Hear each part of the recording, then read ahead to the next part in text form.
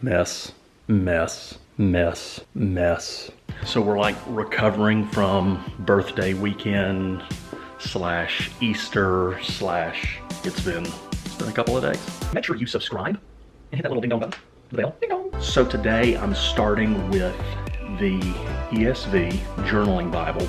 Posted a video last night about how not totally sure which way I want to go, if I want to do the Journaling Bible thing or if I want to do the New American Standard, Cambridge.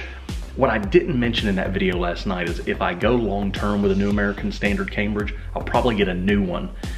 And here's why. I have developed a note-taking system for my Bible. Now, some of you have seen in another video that part of that system is putting things into Logos Bible software and entering that in, which I talked in a video about how you could do that in YouVersion, you could do that in Bible Gateway.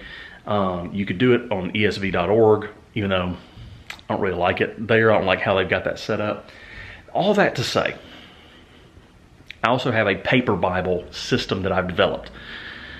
Up until this point, my highlights and notes and all that stuff have been pretty willy-nilly. There's not really been a consistent system, but now I have a little bit of a system, which, why don't I share that with you real quick? In a nutshell, a yellow highlight is a basic highlight. That's just something I want to highlight for highlighting's sake. I've always done that with yellow. Orange would be anything that's wisdom, good practice, life. Or pink will be anything that's in an original language note. So if it's a word, I want to make sure that I have an original language situation going on. That's what I'm using. Light blue is for grace because, in case you guys missed it, it's grace for life. So grace is important. This dark blue, I don't have an assignment for it yet. I don't know. I just have an extra highlight. And so that's the one I'm not using yet. Green is for money and prosperity because money is green. It's not a real hard concept to grasp. Money is green. Because I am Pentecostal in theology and in practice. Assemblies of God minister, in case you're wondering.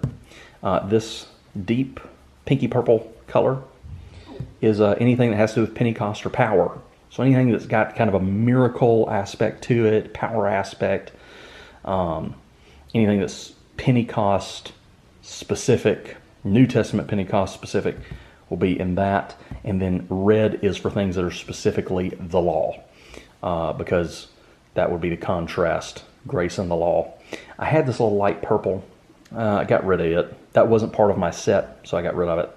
And then red, circle, boxes, underlines. Those are all for questions and difficult sections of scripture that I want to look into later on. Also, bonus note for you, because after I did that, I realized I would forget those colors all the time. I made this little post-it so I would have it in front of me all the time. So just move around the Bible with me. So I'm going to start this morning, and this is what I've decided to do in the immediate. I am going to use the Journaling Bible, for sure, to test the system, if nothing else. Just to test this new writing system and see what I think. And just because we're here and we're doing this, why don't I just show you what pens and stuff I'm using too, and then I'm going to write, do some of that, and I'll come back and tell you kind of my thoughts for the day. And maybe I'll tell you what plan I'm doing. Can we all just agree that nothing makes you feel like a failure as a parent quite like going into your children's bathroom? Here's the stuff that I'm using for my Bible. First of all, Journaling Bible I'm using, in case you're wondering. Got this black moleskin looking one. Took the band off because I don't need a band. But single column Journaling Bible. I'm going to be trying this out. Of the Journaling Bibles, I think I like this one the most. So if I'm doing a Journaling Bible, this is again comes back to the conflict I'm having between the Cambridge and the Journaling Bible and the Cambridge. The Cambridge would be something I would do lifelong, or at least, you know, a long time, years at a time, multiple passes. And the Journaling Bible would kind of be a once a year, just get a new one, and then you have a bunch of these on your shelf at the end of the year, or at the end of a decade, or the end of your life, whatever. So anyway, that's what I'm using. Told you guys about this. So I have this little case. This is what I'm using. I got a black magic marker watercolor magic marker from my kids that I stole. I'm using to cross off on my plan. Good idea, right? Sharpie Art Pens, incredible. Sharpie pens are incredible in your Bible. So I got a blue Sharpie pen, got a red Sharpie pen, have a black Sharpie pen. I may be using the black because of how I'm going to be doing with the highlights, and I'll show all this to you at the end. Then I also have, I'm keeping in here, a blue Micron, Pigma Micron 005, and the reason is this thing writes incredibly small. So when you're writing tiny in your Bible, this is really good for writing. I don't like it for underlining, I don't like it for circling or any of that, but it writes really small. So when you're writing little tiny notes, it helps because when you're writing small and the pen is thick, it all just looks like a big blob. I'll show you the difference real quick. So when you're writing bigger, it doesn't matter as much. But see, when you get little like that, that's when it gets where it is important. So I may also be getting a black, couple of black microns, Pigma microns, to try that out as well, just in case, because of the way that I'm going to be highlighting. So then I also have these accent highlighters. I like the Sharpie accent highlighters. I've been using them for years in my Bibles. They're really good, not a lot of bleed through, but I was using the ones with the caps, which don't have as many colors, first of all, by the way. But I went to these because I found that having the caps was cumbersome, versus this, you press it, it's ready to go. So I like these a lot. And no matter what highlighters you use, a good system, I think, is going to be to just highlight all, or put all your highlighters on a sheet and then decide what they're going to be if you want to do a color coding system. Again, this isn't inductive. It's kind of built to me and what I do and things that are real particular to me. Then also in here, I keep a couple of things that I could throw in my Bible, a couple of little notes. I don't even know why this pen's in there. And a white Sharpie pad, which isn't here, so I have to go get it. Next thing I gotta do, I gotta brew a coffee, because I like to have a little coffee on me while I'm doing this. And then it's time to get to work in the mess of my house, while the birthday pig checks me out. Also, we do not keep a trash can on the counter. This is where all the Easter candy went. It's the Easter candy bucket. Get your focus on, son.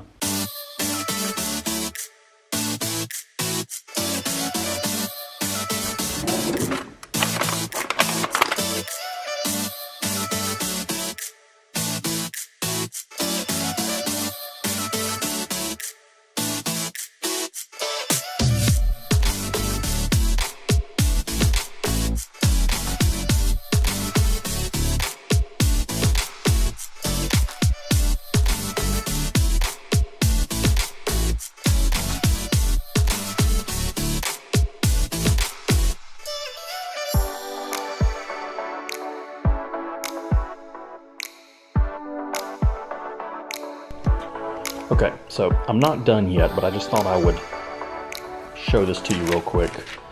Let me put the lady's name that I got this from right here. This is her name. Go check her out. But I kind of got this idea from her, how she does it, and this is working out pretty good. So here's some general highlights. Here's a little bit of a concern. These are two separate things, and it kind of blends together. So I may need a secondary, like normal, just anything highlighter. Obviously we got some power stuff here, some Pentecostal style stuff, lots of Pentecostal stuff happening here, lots of grace stuff happening there. Flip the page, good principle, power stuff. And so I go up, write the note. So I'm using my black Sharpie. Yeah, there we go. Black Sharpie's making the lines and the underlines. And then I'm using the blue Micron to write the note and then doing the highlights. Now, something else that I did with a Sharpie Art Pen, I have a bunch of Sharpie Art Pens. Obviously, I'm never going to use the color brown for anything. So I actually went through and, because I'm reading chronologically as I study, starting in the New Testament today, read chronologically, I went through and at the end of every chapter where I need to jump I put in brown references. So now I know that I'm done with Luke 1. The next thing I need to read is John 1.